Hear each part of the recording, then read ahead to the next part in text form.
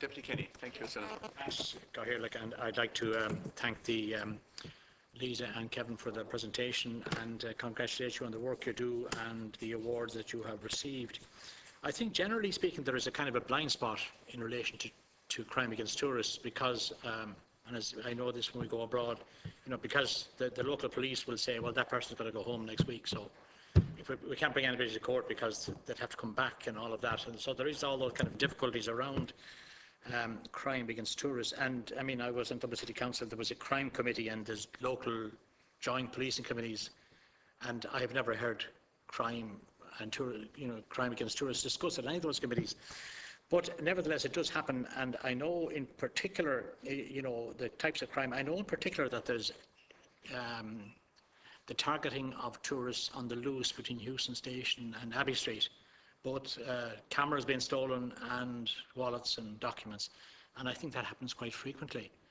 I think it's a matter for the National Transport Authority as well, because it has been raised with them, and again because the tourist has gone back, home. But it's not good for the image of tourism in Ireland and the image of tourism in Dublin, and particularly if it's happening in perhaps most of it is happening in a small area confined around the centre city.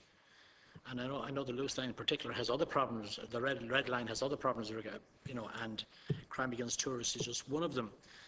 But I wonder, have you ever taken this up with the National Transport Authority or the loose operators, because they have security on the loose lines? Maybe they haven't sufficient security. Maybe the crime against tourism is low down on the scale of priorities.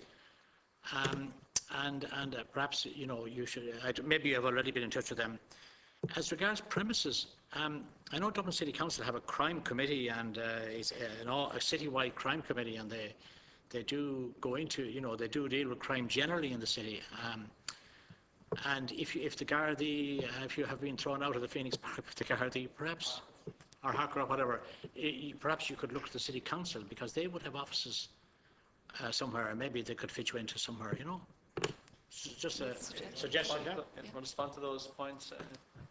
Yes, with regard to the Lewis, we haven't actually been in contact with them, but we do engage with the Gardaí, but also other tourism bodies if we see a particular area where we feel that perhaps tourists have been particularly targeted there.